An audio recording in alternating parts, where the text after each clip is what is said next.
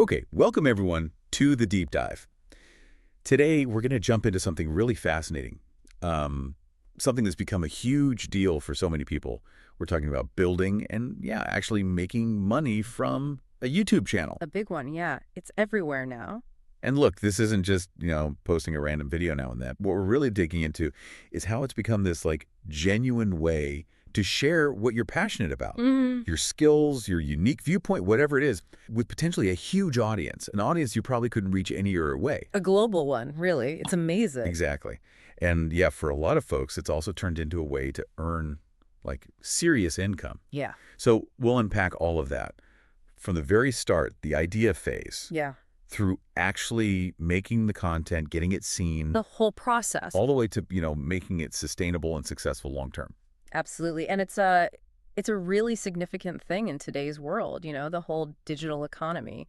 The sources we've looked at, they basically give you a practical roadmap. Right, actionable stuff. Yeah. Yeah, really actionable stuff for anyone who's thinking, hey, maybe I could turn my talent into something online. So our goal here really is to cut through all the noise you hear about making stuff online. Yeah, there's a lot of noise out there. Definitely. We want to show you the how and the why behind channels that actually work, get down to what really matters, And hopefully by the end of this, you listening in will have a really clear picture. You'll know how to get started effectively and hopefully avoid some of those common mistakes people make, those pitfalls. Okay, let's dive right in then. Why start a YouTube channel in the first place? What's the big draw? Our sources call it a popular and potentially lucrative side hustle, which honestly feels like a bit of an understatement sometimes. It really can be. At its heart, it's just this incredible platform for sharing. Well, anything you care about, right? Yeah, whatever lights you up. Doesn't matter if it's super niche, like restoring old clocks, or something broader, like cooking or fitness. You can find your space. And it's that connection, isn't it? Not just broadcasting, but connecting with a global audience. And global doesn't just mean geography. It means finding your tribe, people who share that specific interest. Exactly. You could be anywhere talking about, I don't know, competitive dog grooming. Yeah. And connect with people in different countries who are just as obsessed. It's about community. It really is, building that shared interest space. And that side hustle angle is interesting, too. It's flexible. It's yours. It's not the typical 9-to-5. Very appealing for a lot of people right now. Definitely. That autonomy is a huge factor. And, to really get the potential here, we need to talk money up front. Monetization. Our sources are clear. Think ads, sponsorships, merchandise, and more. Right from the start. So not just relying on YouTube ads. No, that's kind of risky, actually. Ad rates go up and down, Depends on the economy, the time of year. Right. So having multiple streams, that makes your whole operation much more robust, more resilient. Even if you start small, like with affiliate links for products you use, or maybe setting up a little merch shelf later on. That builds a foundation. Exactly. It's a structural advantage. It means you're building a business, a brand, not just, putting videos out there. That's a key distinction. Thinking like an entrepreneur from day one. Pretty much, yeah. It sets you up for the long haul. Okay, so it sounds amazing, but who is this actually for? Is it for everyone? The sources say it's for individuals who enjoy creating videos. Okay, that makes sense. You gotta like the process, yeah. Of unique perspective or talent. That seems critical. Standing out is key. And are willing to invest time in growing their channel. Yeah. There's a catch, maybe. Well, it's not passive income, that's for sure. You can't just upload and walk away. Right. It needs dedication, real creative drive. And that unique perspective or talent bit, that's huge in such a crowded space. So just copying trends won't cut it long term? Probably not. Authenticity, your own voice, your own angle, that's what builds loyalty. People connect with you. Got it. So what does investing time really mean? We'll dig into that, how you can make that effort count. All right, let's get practical. Before you even dream of hitting upload, what do you actually need? The sources break it down. Skills, gear, and platform smarts. Let's tackle skills first. Seems fundamental. Absolutely. People often jump straight to the camera, but the skills, they're foundational. So what are we talking about? Basic video production and editing skills. What does basic mean here? Hollywood. Definitely not. No, basic means, can you frame a decent shot? Is the lighting okay? Can you cut out the long pauses or mistakes? So watchable and clear. Exactly. Clean cuts, maybe a simple title, just making it easy and pleasant for someone to watch. You don't need fancy effects starting out. Okay, makes sense. Then good communication and presentation abilities. That sounds important. It's crucial. It's not just about reading a script. It's about connecting. Can you explain things clearly? Can you tell a story? Are you, engaging? Like those creators who just pull you in. Precisely. They might be explaining something complex, but they make it understandable, relatable. That's the skill. And finally, knowledge of your chosen niche. This sounds like table stakes. Oh, it is. You need to know your stuff deeply. It builds trust, authority. So people see you as credible. Yes. Why should they listen to you if you only have surface level knowledge? That depth keeps people coming back. They trust your insights. Okay, moving on to equipment. This is where people often get intimidated thinking they need thousands of dollars worth of gear. Yeah, I can see that. Shiny cameras, expensive lenses. But the sources actually say, you can start lean, really lean. How lean? A camera, and honestly, your smartphone probably has a good enough camera to start, seriously. Okay, that lowers the barrier significantly. Massively. Then, a microphone. This one's important. The audio point again. Yes. Cannot stress this enough. People will forgive shaky video, maybe less than perfect lighting, especially at the start, but bad audio, they're gone. Click. So invest in a mic before a fancy camera. Absolutely. Even a cheap lavalier mic, the kind that clips onto your shirt, huge difference. Costs very little. Makes you sound professional. Got it. Mic first. What else? Some video editing software.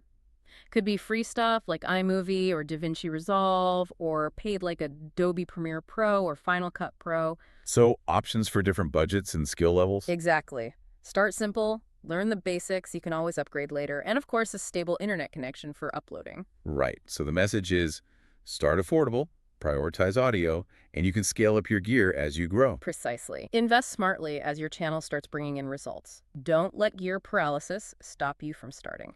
That audio advice is gold, I think. Yeah. So beyond the skills and the gear, there's this other piece.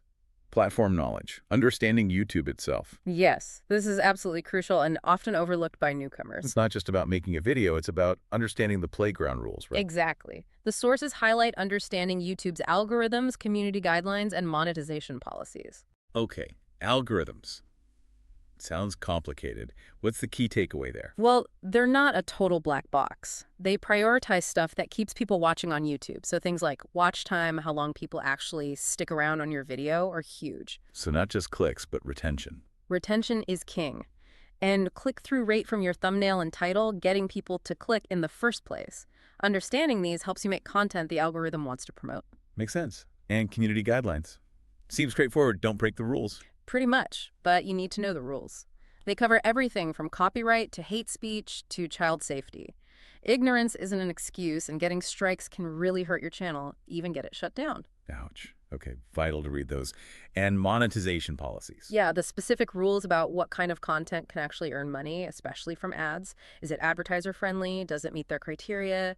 You need to know this if earning money is a goal. So basically, understanding the platform's mechanics, rules, and how it makes money is non-negotiable for success. Absolutely, and it's not static either. YouTube changes things all the time, so you need to kind of stay updated. It's ongoing learning. Right? It's a dynamic environment. You got to keep up. Okay, so foundations are laid. Skills, gear, platform knowledge. Now, what are those critical first actions? The sources point to choosing your niche first. Right. We touched on this. Passion meets audience. Exactly. Find something you genuinely love talking about, something you could discuss for hours. So you don't burn out. Precisely. But passion isn't enough. You also need to check if there's an audience for that passion. How do you do that? Market research. Yeah, basically. Look at what's already out there. Are people searching for topics related to your interest? What kinds of videos are doing well? So see what exists, but maybe look for gaps. Exactly. Popular niches are things like lifestyle, gaming, education, beauty, tech. But maybe within tech, you focus specifically on, say, budget retro gaming handhelds. Finding your specific corner. Your sub-niche, yeah. Where can you offer a unique angle or serve an audience that's not getting exactly what they want? That research helps you find that sweet spot. Passion plus viability. Makes sense. Mm-hmm. Okay, niche identified. What's step 2? Actually making the channel. Yep, pretty straightforward. Get a Google account if you don't have one, then create the YouTube channel itself. The name matters, right? You said that earlier. It really does. Think of it like naming your shop. Our sources say, choose a channel name that reflects your niche and is easy to remember. So not just John Smith's channel. Probably not ideal unless you're already famous.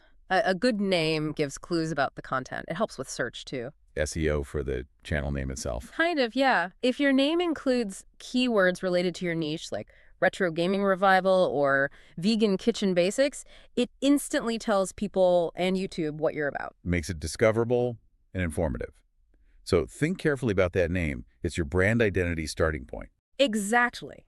Make it memorable, relevant, and easy to spell if possible. And then before you even think about filming that first video, you need a plan, a content strategy. A blueprint, you called it. Yeah, a blueprint for what you're actually going to make and when. Don't just wing it. So what goes into this plan? Outline your video ideas. What specific topics will you cover? What formats will you use? Tutorials, reviews, vlogs, discussions? Mix it up, maybe? Could do. And crucially, a posting schedule. How often will you upload? Once a week? Twice a month? And stick to it. The sources say consistency is key. It's absolutely fundamental for two big reasons. First, your audience learns when to expect new stuff from you, builds loyalty, anticipation. Like waiting for your favorite TV show. Exactly that feeling. Second, it tells YouTube's algorithm you're serious, you're an active creator, consistently providing content. That helps your visibility. So the schedule signals reliability to both humans and machines. Precisely. Even if you start with, say, one video a month, be consistent with that one video a month. Rhythm matters more than frequency, especially at first. Strategy in place. Yeah. Now the main event, actually creating high-quality content. What does high quality really break down into? It's a combination of things, really, not just one factor. The sources mention script and plan. We talked about the planning part, but scripting.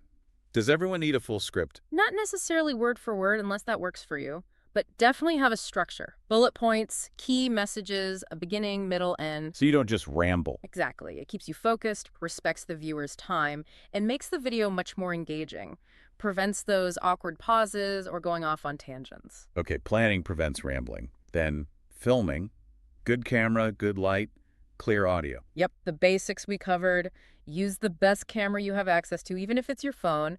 Try to get decent lighting. Facing a window helps. Natural light is free. It is. And get that audio clear. Use a tripod if you can, even a cheap one, to avoid shaky footage. Little things make a big difference. And then the magic happens in the editing. A lot of it does, yeah. Editing turns raw footage into a story. You cut out mistakes, tighten the pacing, and maybe add some simple transitions. Music, sound effects. Can do, yeah. Yeah. If it fits the mood and style, just be careful with copyright for music. Add text or graphics if needed. It's about making it polished, professional looking, and easy to watch. So quality is the sum of planning, decent filming, clear audio, and thoughtful editing. That's a great way to put it. It's the whole package that elevates the content. But like we said, making awesome content isn't enough if no one sees it. Right. Getting found. SEO time. Exactly. Optimizing your videos for YouTube's search and discovery systems. So compelling titles and eye-catching thumbnails. That's the first hurdle, getting the click. Absolutely. Your title and thumbnail are like the book cover. They need to grab attention, create curiosity, and accurately represent the video content. Use relevant keywords in your title naturally. And the thumbnail should be clear. Maybe show your face, have some intriguing text. Yeah, best practices evolve, but clear, high contrast, expressive thumbnails generally work well. Test things out. Okay, title and thumbnail, hook them. Then the detailed descriptions and tags. What's their role? The description is prime real estate for telling YouTube and viewers more about your video. Use keywords naturally in sentences. Explain what the video covers. Add links, maybe. So don't just put one sentence there. No, definitely write a proper description. And tags help YouTube categorize your video. Think of all the relevant terms someone might search for to find your content. Got it. Title, thumbnail, description, tags, all helping YouTube understand and rank your video. What else? Engagement. This is huge. Likes, comments, shares, subscribes. These actually help your video get seen more. Yes, massively. When people interact with your video, it signals to YouTube that the content is valuable, that people are enjoying it. So you should actually ask people to like and subscribe. Yep, definitely encourage it. And crucially, respond to comments. Build that community. Turn viewers into fans. That interaction loop feeds the algorithm positively. Okay, so optimizing within YouTube is key. Hmm. But you also need to push it out elsewhere, right? Promoting the channel. Absolutely. Don't just rely on YouTube's traffic. Spread the word. Where? Social media platforms like Facebook, Instagram, Twitter, and TikTok. Yeah, wherever your potential audience hangs out. Share links to your new videos, maybe create short clips or teasers specifically for those platforms to drive traffic back to YouTube. Use relevant hashtags there, too. Definitely. Helps people discover your posts on those platforms, engage in relevant groups or communities, but don't just spam links add value. Right. Be part of the conversation. Mm. What about collaborations? The sources mentioned working with other YouTubers or influencers. This can be incredibly powerful, especially for growth. When you collab, you introduce your channel to their audience, and vice versa. It's cross-promotion. Like tapping into a whole new pool of potential viewers. Exactly. Find creators in your niche, or a related niche, whose audience might like your stuff. Reach out with a specific idea. And again, consistency in posting helps here too. Yep, consistency keeps your channel top of mind, makes you look reliable, and gives you regular content to promote across all these platforms. It all ties together. So it's about building an ecosystem around your channel, not just the channel itself. That's a perfect way to think about it. Your YouTube channel is the hub, but the spokes reach out across the web. Now, even if you do all this stuff right, it's not always smooth sailing, is it? There are challenges. Oh yes, the roadblocks. Let's talk reality checks. First Yeah. one, growing your audience. The sources say it can take time. Understatement of the year for many creators. Growth is often slow, especially at the start. It requires patience. Lots of it. So don't expect to go viral overnight. It happens, but it's rare. Assume it won't. Focus on steady progress, the solution. It's basically everything we've just talked about. Focus on creating high-quality content, optimizing for SEO, and promoting your channel consistently. Yep. There's no magic bullet. It's the consistent application of those fundamentals over time that builds an audience. It's a marathon. Okay, related challenge. Monetization patience. Earning money can take a while. Definitely, especially getting into the YouTube Partner Program. You need those 1,000 subscribers and 4,000 watch hours. Which can take months or even longer for some niches. Exactly. So immediate riches are unlikely. The solution here is diversification.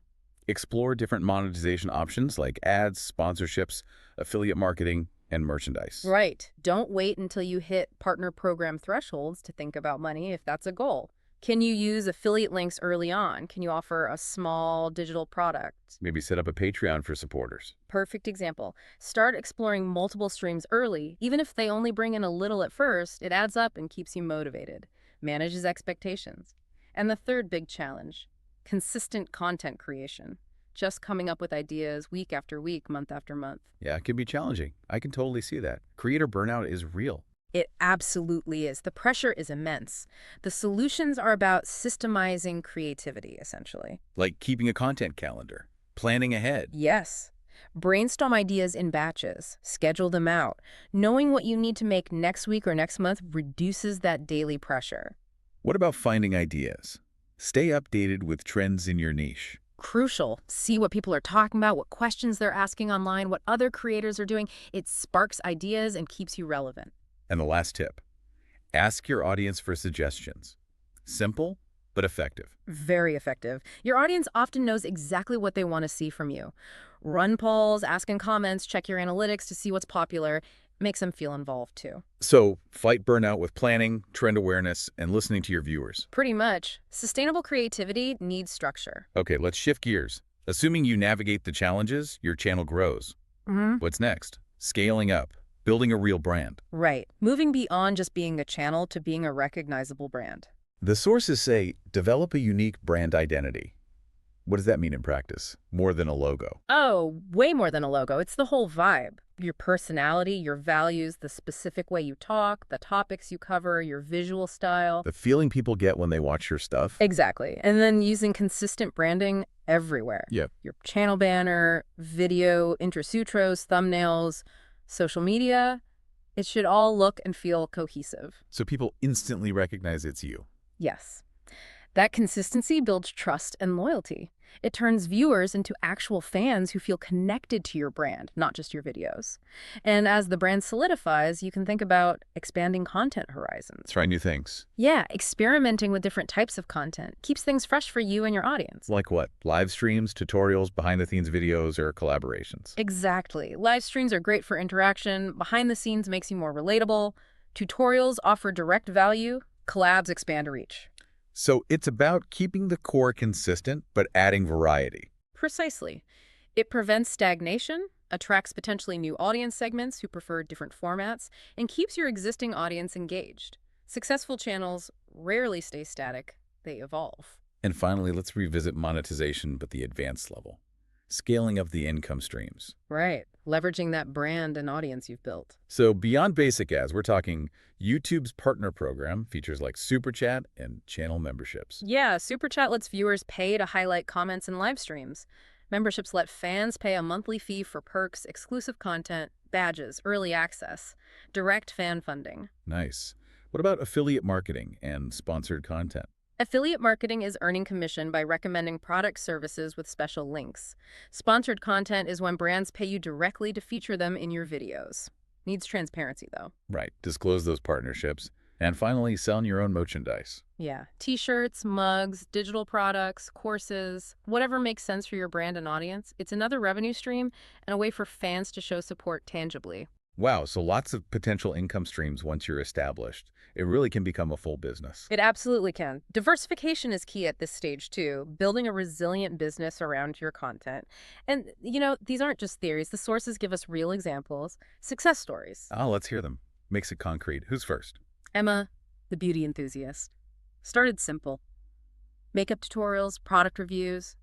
What made her take off? Her engaging personality people really connected with her, and consistently high-quality content. Good lighting, clear instruction. So personality plus professionalism. Yeah. How does she monetize? Ads, sponsorships with big beauty brands, and eventually she launched her own line of beauty products. Wow, from tutorials to her own product line. That's scaling. Exactly. Leveraged her passion, built a brand, then extended it. Class example. Then there's John, the tech geek. His angle, gadget reviews and tech tips. What was his key to success? Substance. Detailed reviews and tech-savvy insights. He really knew his stuff and presented it clearly. Built trust with a tech-focused audience. Authority in the niche.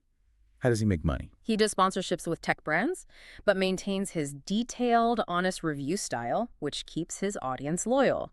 And he offers premium content through channel memberships. Like exclusive reviews or deeper tech dives for paying members. Exactly. So he monetizes his expertise directly from his most dedicated fans on top of sponsorships. Another smart strategy. So both Emma and John show different paths, but based on the same core principles: passion, quality, consistency, and smart monetization. Precisely. They put the blueprint into action. Wow. Okay, what a journey through the world of YouTube. It's really clear now, isn't it? We've gone from just having an idea the initial spark. to choosing a niche, getting the right basic gear, prioritizing that audio, understanding the platform, Knowing the rules of the game. then creating quality content, making sure people actually find it through SEO and promotion, Have the battle right there. navigating those inevitable challenges like slow growth or burnout, Staying the course. and finally scaling up into a real brand with diverse income streams. It's quite a process. It definitely is. It requires that mix of passion, strategy, and just sheer consistency, sticking with it. Yeah, absolutely. And the sources, they really do paint this compelling picture, don't they? Starting a YouTube channel, it's genuinely a rewarding thing you can do. It gives you that chance to share what you love, connect with people literally all over the world who share that interest. A global community idea. Exactly. And yeah, if you're dedicated, if you're strategic about it, you can earn a substantial income. It's possible. I think the big takeaways are, don't try to do everything at once. Start small, make it manageable. Right, build momentum. Be incredibly consistent. Show up for your audience, show up for the algorithm. Keep feeding the beast, so to speak. Yeah, kinda. And just keep learning, keep refining your approach. See what works, see what doesn't, watch your analytics, listen to feedback. Adapt. It's a constant evolution then. Okay, so for you listening right now, after this deep dive, here's something to think about. We talked a lot about finding a niche, having that unique perspective, building an audience. So considering all that, what is it that you know? What are you passionate about? What unique angle or quirky interest do you have that maybe, just maybe, the world is waiting to discover on YouTube?